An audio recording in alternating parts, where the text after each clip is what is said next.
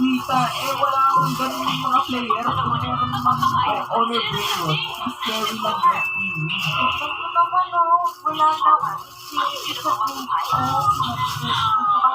Oo nga, nagsinusulasyon mo lang to. Saka lang, bibigay ko sa'yo. Kaya lang, arte-arte mo, Edward. Okay, kung gusto mo talaga ng Infinity Brain, maglaro ka sa akin ng hide and seek. Hide and seek. Naku, basic. Basic, di ba dami? Kailangan mo sa hide and seek. Okay, agad ka hanap. Kaya po yung ito ko. Maglaro ka ng hide and seek sa akin. Manalo sa hide and seek na to is magkakaroon ng Infinity Brain and 10,000 Robux. Ano, di ba?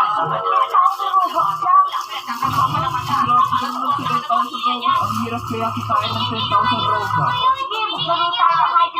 Okay mga edukado, para naman dito sa first hide seeker natin mga edukado, is gagamitin natin ito. Mga edukado, as you can see, ang dami natin. Ikaw yung naghahanap sa akin. Utak yun lang. Imposible mo ako mahanap. Hindi yan. Ikaw mahanap sa sitwasyon na to. Mag-comment na nga dyan kung meron kang alam na technique. 3, 2, 1. May sinayong ba? Wait lang. Sige, mo at tapos mo si atin yung Kiwi. Ang daming Edu dito. Hindi niyo ba mahanap ko si Edu dito? Pinakadami. Kaya para sa mahanap ng mas madali. Paano naman? Yan! Naglaban! Anong gagawin ng box mo kung hindi mo ako mahanap agad? Paparoon lang naman kita eh. Yung wallet ko. Yung wallet ko doon. Pulsa. Sabi ko ng maayos ha. Sabi ko ng maayos. Sabi ko ng maayos. Talaga, Kiwi, pagtatago ako na maayos, hindi mo Halika sa'yo. mahanap. Ito ka. Hindi kami kuya tayo. Ate tayo. Sa akin. Kuya tayo, tignan tayo. Come on. Okay, Kiwi, meron ka na lang 40 seconds para hanapin ako. Ang tagal mo naman. Ang bilis naman. Kung pwedeng 2 oras. Hindi na lang oras, parang pagaya na yun. Ay, dito din sa aking pinity mo. Hindi ko sa iyan, basta mahanap mo ako. Hindi ko natin siya, Kiwi. Okay, Kiwi, you have 20 seconds na lang. Ang tagal mo, ha? Extend mo naman. Ang extend, wala nang extend. Si Kiwi, malapit ka na sa akin. Sobrang lapit mo na. Mali! Ang madaya, dahil di mo ka nahanap, wala akong infinity ngayon. Pinity na, maging boto po. Okay, kung gusto mong ulit makabawi, sige, pagbibigyan kita. I did six ulit, Kiwi, pero ibang ano naman ang gagawin ko, okay? Sige ah. Okay, Kiwi, handa ka na ba para sa second game natin? Oo naman, nagkamandaan na ako. Sige, magbilang ka na dyan. So, mga edukado, para naman dito, sa next na tataguan natin is ito, sport machine mga edukado. Sa iba yung dito mga edukado. Ang dito, hindi makakapagod sa ating mag-inig dito. Yung sport machine na to, pagkakasang tayo dyan. So, gagamitin natin ito. Gagawin ko yung mga edukado para hindi makakapagod sa ating mag-inig. Para may gunting na.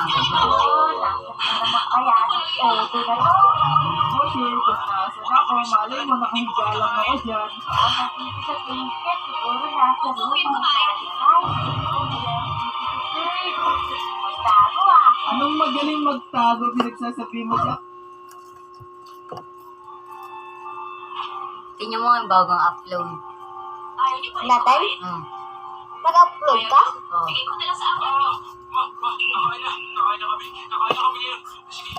Tingnan mo. Tingnan mo.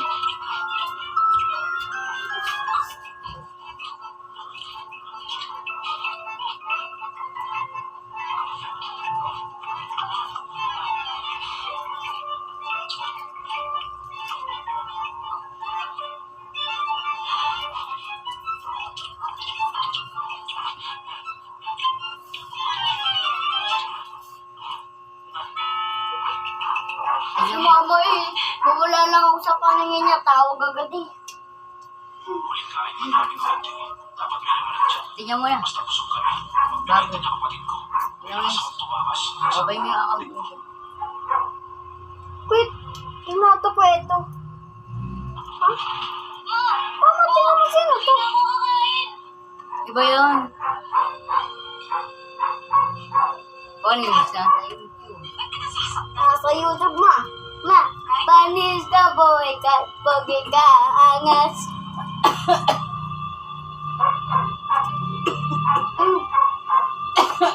Tawag kasing tawag yan. Tingnan mo yung C. Nandito na ako sa YouTube. Ito, papanoorin natin. Nandi. Under. Tagal. Ayun yun, no? Ito yun na yun mo.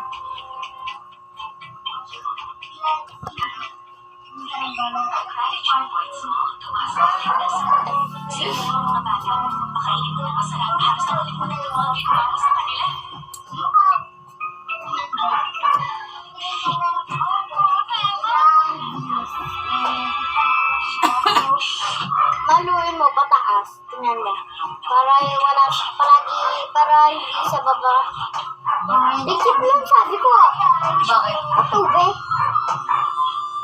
So, kailangan nyo lang ito gamitin.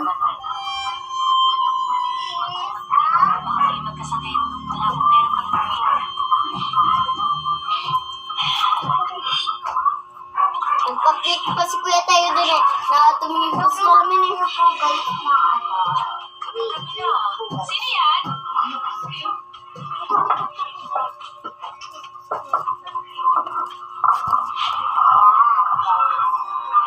Ano yan? Naka-zoom? Gino ma. Ano lang po ito? Hindi po ito Medium. madami lang po ito. Medium size lang. So, yan dito sa Tara na gumawa.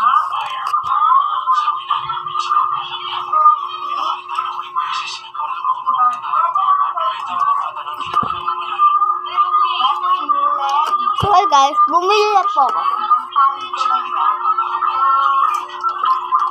Ito. Kilala niyo ba yung tito ko? Ayaw, may pakita. Ang isilip ko rin sa bito.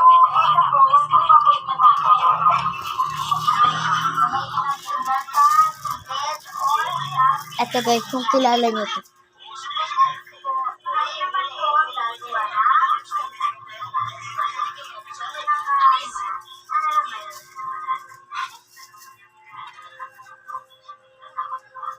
Yun, okay na guys. Napakita ko na guys.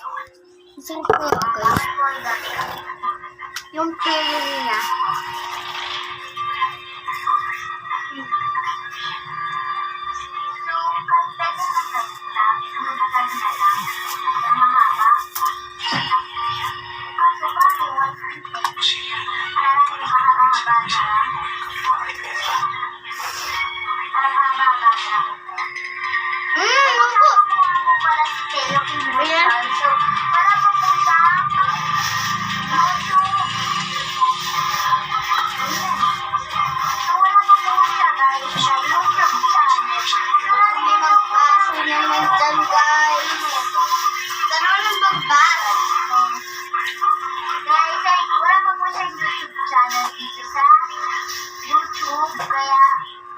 Andoksa.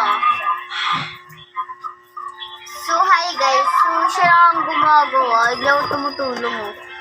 Hindi kasi ako marunong mag-ano. Saranggo lang. Walang Sanchez. So, eto guys, ang pinakabuntot niya. Ito na yung pinakabuntot.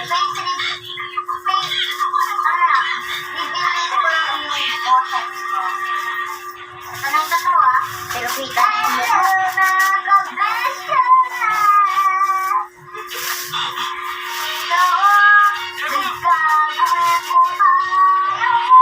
So, ito po yung pinaka-ano niya. Buntot. Hinati po natin kaganina. Unang panahon, isang lalaki at may dalawang anak na babae ang naninirahan sa isang malayong panig. Ang panganay ay napakasipag at ang bunso naman ay napakatamad. Pagka naman, pwede kang tumulong, takot mo kasi ako. Ayoko. Naumpisa maglinis. Bakit pati ako madudumihan rin ng kamay? Masipag sa trabaho ang ama nila. Kaya palalo niyang pagod. Ang laging hapunan nila ay sopas at tinapay. Isang araw, humingi ng matandang ama sa kanyang mga dalaga. Aking mga anak, alam niyo mahal na mahal ko kayong dalawa. Iniisip ko na nasa gustong kulang na kayo ngayon. At panahon na para sa inyong ang higit pang responsibilidad. Gusto ko sanang pareho kayo maghanap ng trabaho. Tama ka, tatay. Pagkagising ko bukas, maghahanap na ako ng trabaho. At ikaw naman, puso ko, Si ate ang dapat magtrabaho. Kasi, alam mo na, bagay siya sa ganon. Ako, dito na lang ako sa gawaing bahay. Masaya ang matanda sa sinabi ng dalawang anak. Kinabukasan, bago umalis ng bahay ang masipag na anak, lumapit sa kanyang ama. anak ko, may payo ako sa iyo. Huwag kailanman tatanggihan kung sino mang humihingi ng tulong. Laging magsipag at mahalin ang trabaho. Gawin mo ang pinapagawa sa iyo sa abot ng iyong kakayahan. Salamat, tatay. Hindi ko po kakalimutan ng payo mo. Yan ang anak ko. Mag-ingat ka.